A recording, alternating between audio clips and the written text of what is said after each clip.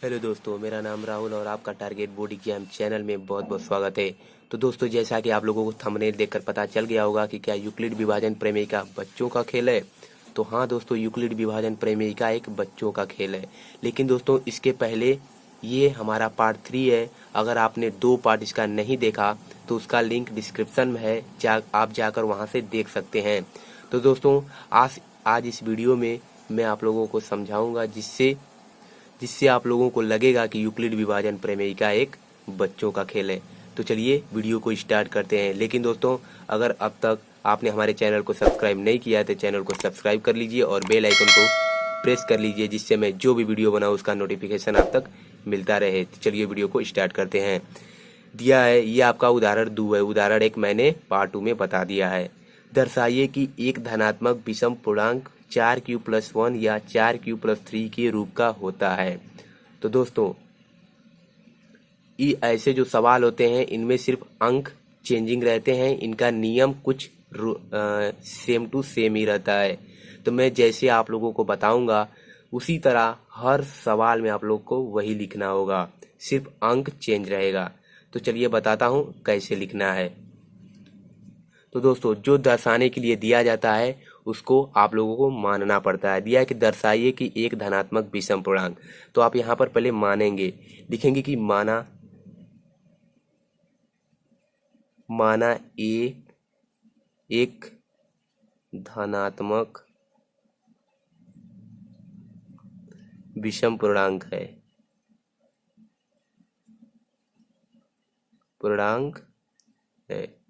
दोस्तों, आप लोगों को ऐसे सवाल में हर सवाल में यही लिखना होगा कि माना ए, यहाँ अगर सम दिया रहेगा तो आप लिखेंगे धनात्मक सम पूर्णांक है, या सिर्फ पूर्णांक दिया रहेगा तो आप लिखेंगे धनात्मक पूर्णांक है। लेकिन इसमें दिया है कि दर्शाइए कि एक धनात्मक विषम पूर्णांक, इसलिए मैं लिखा हूँ माना ए एक धनात्मक विषम पूर्णांक है। तो दोस्तों, अब यहाँ आप लोग को लिखना है यूक्लिड विभाजन प्रमेयिका से। अगला स्टेप हमारा है कि यूक्लिड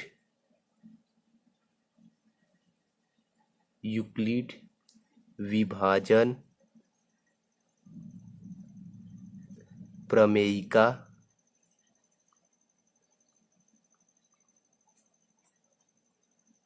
से।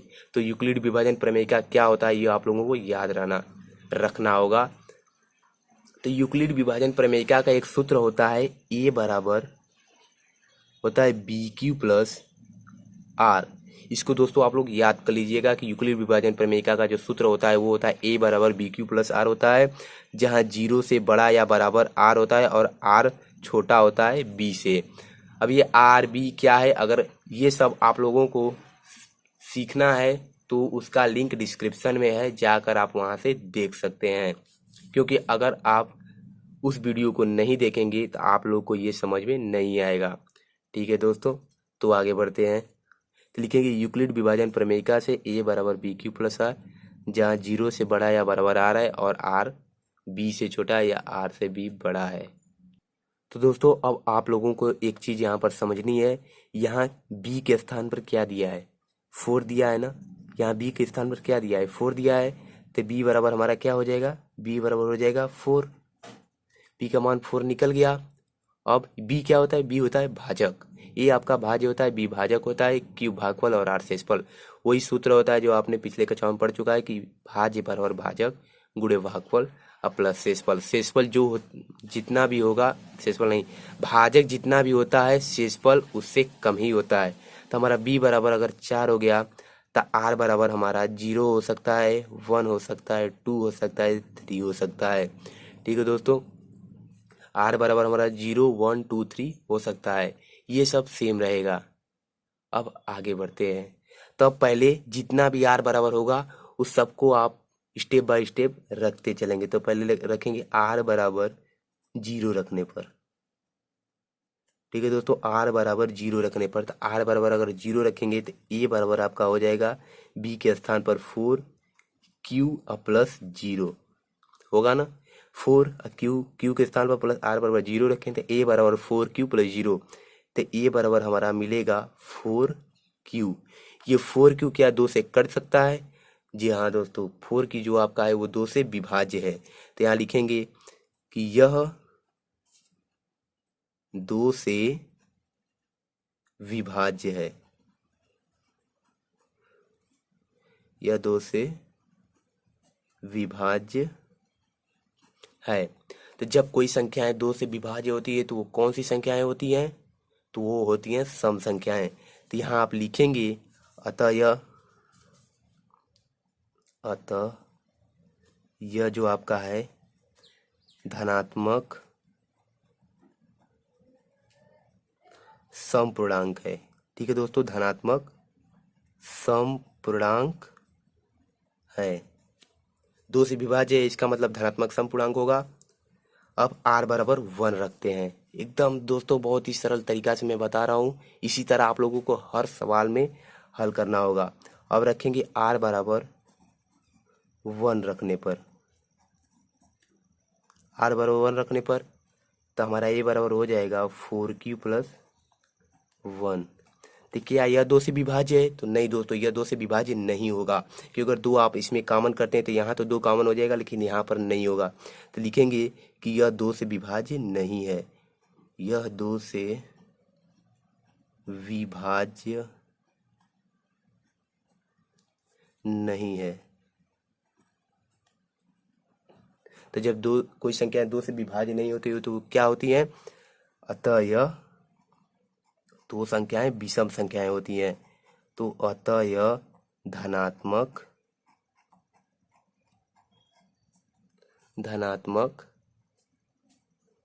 विषम पूर्णांक है। क्या दोस्तों? अतः यह धनात्मक विषम पूर्णांक है। तो दोस्तों हमने r बराबर 0 और r बराबर 1 रख लिया। अभी हमको 2 स्टेप और पूरा करना है, r बराबर 2 और r बराबर 3। तो चलिए r बराबर 2 रखते हैं। तो दोस्तों r बराबर यहाँ लिखेंगे अब आगे कि r बराबर 2 रखने पर, तो r बराबर 2 रखने पर a बराबर हमारा हो जाएगा 4q + 2। क्या यह 2 से विभाज्य है? तो हाँ दोस्तों 2 से विभाज्य, क्योंकि 2 हम कॉमन करके 2 से काट सकते हैं। तो यहाँ लिखेंगे यह 2 से विभाज्य है, अतः यह धनात्मक समपूर्णांक है। ठीक है दोस्तों, अब r बराबर 3 रखने पर, ये आपका लास्ट स्टेप है। r बराबर 3 रखने पर होगा तो हमारा हो जाएगा a बराबर 4q + 3। ये 2 से विभाज्य है? तो नहीं दोस्तों, यह 2 से विभाज्य नहीं है, यह 2 से विभाज्य नहीं है, अतः यह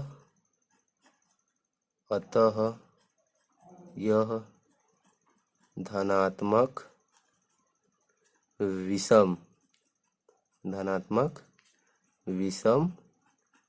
पूर्णांक है। तो दोस्तों आपका आंसर तो मिल गया, लेकिन आप लोग कहेंगे कि अभी हमारा आंसर क्या आया, आखिर आंसर हमको लाना क्या है? तो जैसा कि क्वेश्चन में दोस्तों दिया था कि दर्शाइए कि एक धनात्मक विषम पूर्णांक 4q + 1 या 4q + 3 के रूप का होता है। तो चलिए देखते हैं कि क्या हमारा धनात्मक विषम पूर्णांक 4q + 1 या 4q + 3 के रूप का है। अगर नहीं होगा तो हमारा सवाल गलत है। तो आइए देखते हैं। तो देखिए दोस्तों, अगर r बराबर 0 रखे तो वो हमारा धनात्मक समपूर्णांक आया। अगर r बराबर 1 रखे तो 4q + 1 जो है वो धनात्मक विषम पूर्णांक आ गया है, क्योंकि यह 2 से विभाज्य नहीं है। और 4q + 3 भी देख लेते हैं, और 4q + 3 भी रखा तो यह भी धनात्मक विषम पूर्णांक नहीं है। तो हम यहाँ लिखेंगे कि अतः 4q + 1 और 4q + 3 धनात्मक विषम पूर्णांक के रूप का होता है। ठीक है दोस्तों, अब अंत में आप लोग लिख लीजिएगा कि एक धनात्मक विषम पूर्णांक 4q + 1 या 4q + 3 के रूप का होता है। ठीक है दोस्तों, बस यही आप लोग को आगे लिखना होगा। तो चलिए लिख लेते हैं। अतः धनात्मक विषम पूर्णांक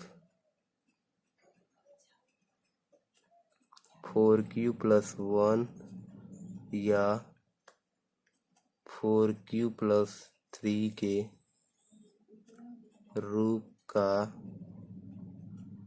होता है। ठीक है दोस्तों, अतः धनात्मक विषम पूर्णांक 4q+1 या 4q+3 के रूप का होता है। अगर सम पूछेगा तो वही 4q और 4q+2 सम विषम सम पूर्णांक धनात्मक सम पूर्णांक के रूप का होता है।